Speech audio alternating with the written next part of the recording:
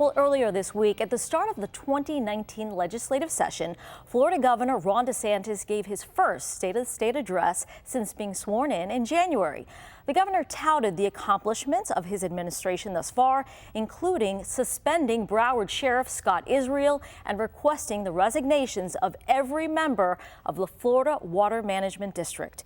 Governor DeSantis also urged lawmakers to work together as he pushes for more environmental protections, lower taxes, big changes in education, and making schools safer. We are repositioning our water policy to meet the needs of our citizens by, among other things, expediting key projects like the EAA Reservoir and raising the Tamiami Trail, establishing a blue-green algae task force to develop policies to fight algae blooms, fight red tide, and improve water quality, and appointing a chief science officer to better harness scientific data and research in service of Florida's most pressing environmental needs. I've also requested $2.5 billion over the next 4 years for water resources projects and for Everglades restoration. We will always remain a low-tax state, and we will never have an income tax here in the state of Florida. Now, I've proposed more than $330 million in tax release for Florida families, including property tax relief. I think we have to keep this economic momentum going. For years, I've heard from parents and teachers about the problems with the system of standards, testing, and curriculum modeled after Common Core. Parents have been frustrated by not even being able to help their kids with basic math problems. And so I've instructed Commissioner Corcoran to spend the rest of the year engaged in consultation with parents, teachers, school administrators, and employers so we can replace Common Core with high-quality curriculum, streamlined testing, and a new emphasis on American civics. Now, I want Floridians to be able to purchase prescription drugs from Canada at lower prices. There is an avenue under existing federal law to accomplish this.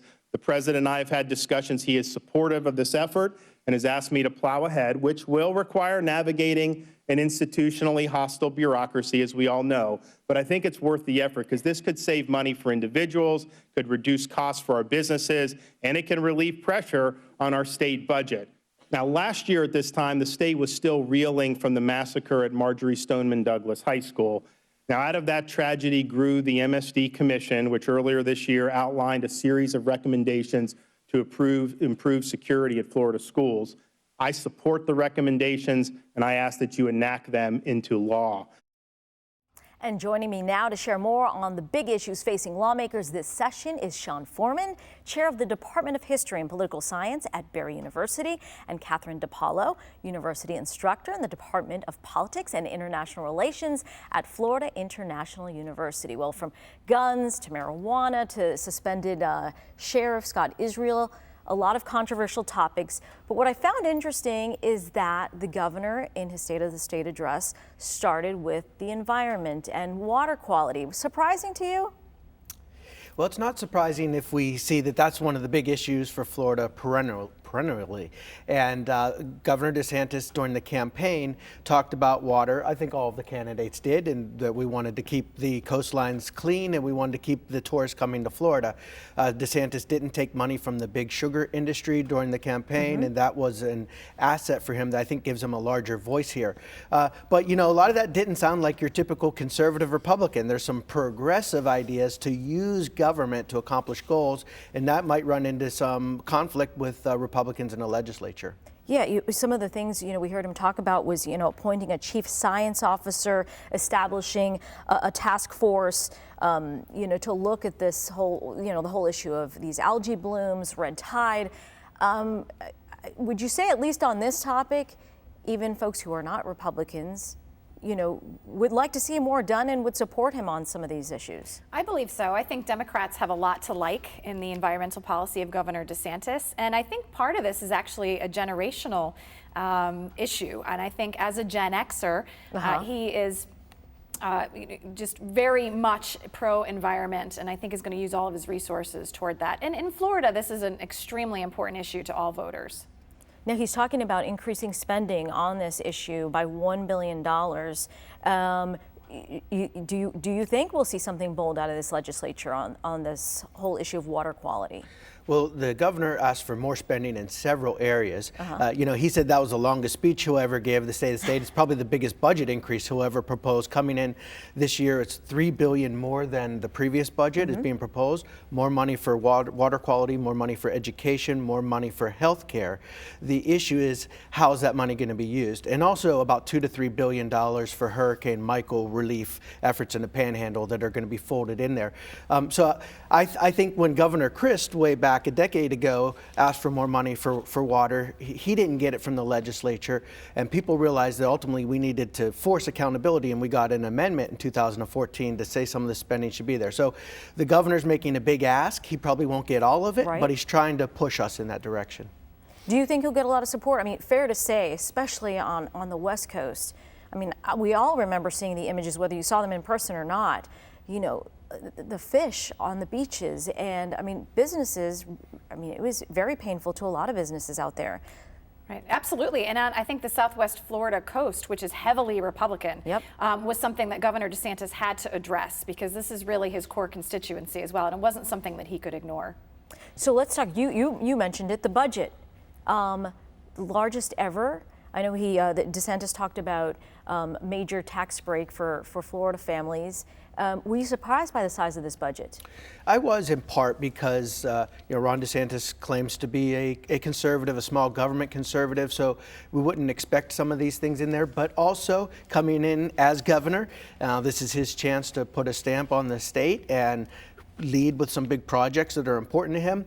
Also, it's not an election year, 2019, but 2020 is going to be around the corner, and I think DeSantis is trying to find ways to raise popularity and make Republicans look better in anticipation of Trump re-election next year. So again, he asked for a lot of money, but the issue is going to be, how's it exactly spent? Right, $91.3 billion. Were you surprised by that figure? I was. Again, as a conservative Republican, Ron DeSantis, you wouldn't have expected to ask for that much more money, but he's at 64% approval right now. This is his first term in office. This is when you go bold, as he says, and you really push for these projects, because he may not have an opportunity again. Yeah, so let me say then, the other area where more spending is for education, and everybody agrees that that's something that we want, especially K through 12. Sure. But then again, the issue is going to be how the spending is done. And so Governor DeSantis and other Republicans want to use money, more state money, to expand charter schools, to expand options and competition, to increase the voucher program. A lot of those programs are going to run into opposition from Democrats in the legislature, and also teachers' unions groups. So again, how we're spending the money is really where these fights are going to break out in Tallahassee over the next 2 months. Do you see him getting support on this, changing the voucher program? There's widespread support among Republicans for the tax credit scholarship program, which currently has 100,000 students statewide, a number of whom are minority students. So 14,000 are on a waiting list, and that's what Governor DeSantis wants to fully fund. I think the question now is, where is the money going to come from? And we already see some of that rift within the legislature, within legislative leadership, as to how and where that money is going to come from. All right, so speaking of schools, we're also going to be hearing debate about expanding this Guardian program, allowing teachers, or talking about allowing teachers to have guns. Is that going to get support? Well, last year they did pass a bill in Tallahassee in the wake of the shooting in Parkland that increased the age to buy certain guns, and it also introduced this program of guardianship, that each public school in Florida would have an armed personnel. Right. But they didn't provide the funding for it for local areas, so they had to get innovative. In Miami-Dade County, what the public schools did is made agreements with cities to lease out officers into some schools. So my larger point here is they didn't fully fund what they did last year. Now they're going to come back. Which is often a problem. That's right. And in fact, the governor wants to hold the line on property taxes and increase spending for education. So that's actually going to put even greater burden on local taxpayers to make up that funding on schools. So I think there is momentum to pass an expanded guardianship bill to allow teachers who have concealed weapons permits to enter into this program and also hold guns, but it's going to be very controversial. And the commission, who looked into the MSD shooting, said there was a need there to have teachers armed. Do you see it really happening? I do, and I think it's not just a priority of Governor DeSantis, also of House Speaker Oliva, and he has talked about how these programs would be extensive training for these teachers. It wouldn't just be sort of throwing a gun at somebody and go. And I think the number of teachers who might qualify to do that would be a lot less than we think there will be. Another topic, compensation for the victims of the MSD shooting. That's going to be a really tough one, right? It is. They had a fund that was, and they had a commission that determined the use of that funding. You know, whether more funding for families is the priority right now as opposed to greater school security and accountability for what happened in that incident, I think that needs to be sorted out. As we all know, Scott Israel suspended from his position.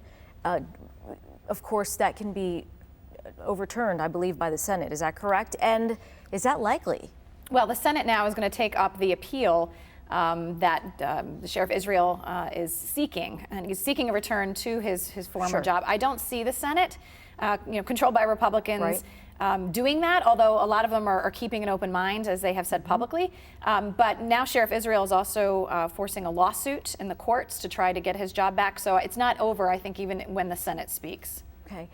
Taking another right turn on you, healthcare.